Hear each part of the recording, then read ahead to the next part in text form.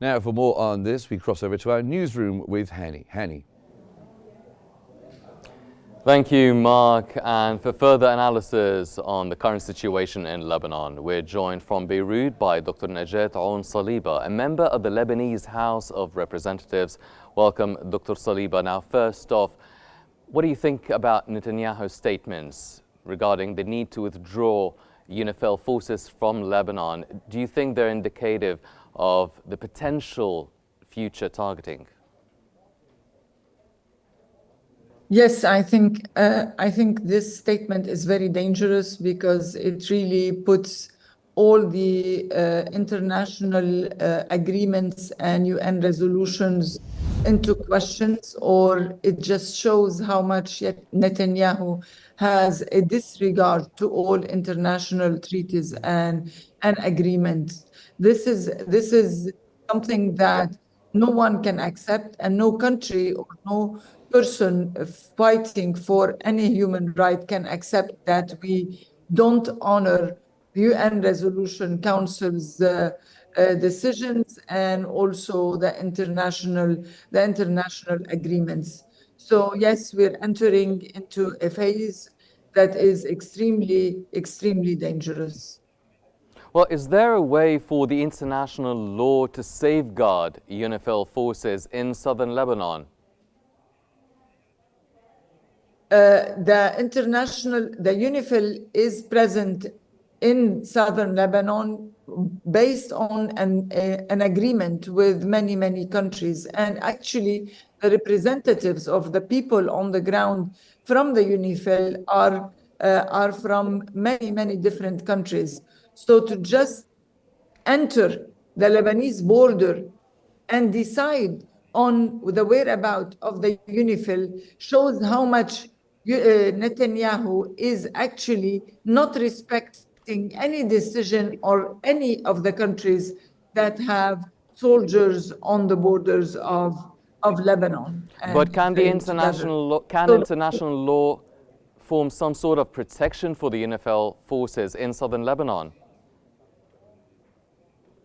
National law? No, this is an international treaty that is protected by all the countries that have agreed to come into Lebanon to actually make sure that the UN Resolution 1701 is implemented.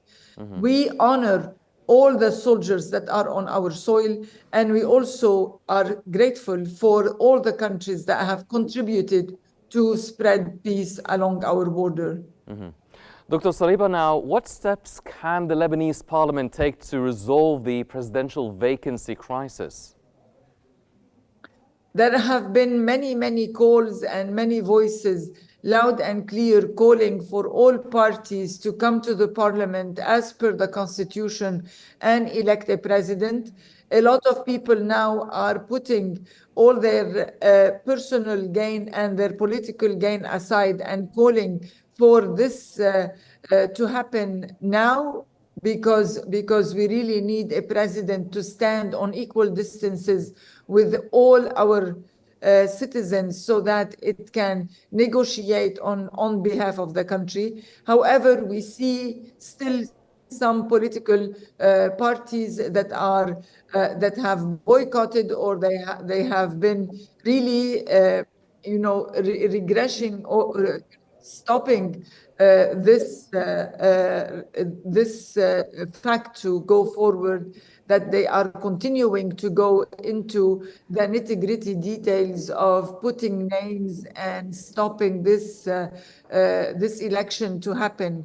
So we call on all the parties, even the parties that are still bickering about their own personal gain through the election of the president, to put this small gain aside, considering the danger and the risk of the country, and also the risk of all the citizens who are fleeing their countries and fending for themselves, either on the streets or in the shelters around Beirut area and around all the other villages in the country. Dr. Saliba, how do you evaluate, and what are your thoughts on the efforts by the American administration and France to hold the war in Lebanon?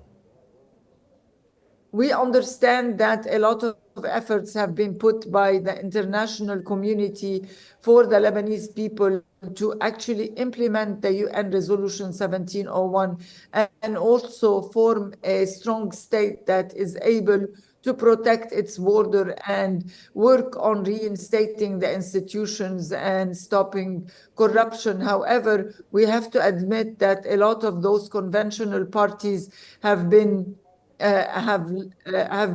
really delaying all of these measures that needed to be taken. They have not assumed all the responsibilities highly, and as such, they have lost the trust of the international community. And that's why we see that a lot of countries, foreign countries, are really not back in Lebanon or raising the alarm about the massacres and the atrocity of the strikes that we are receiving on our lands on a daily basis. Yes, there is an internal responsibility that we did not take seriously. And I think we are all paying the price of some elites who decided not to listen to the international community and go on with their own personal gains. One final question now, Dr. Saliba. How do you view the Security Council's stance regarding the ongoing conflict in Lebanon?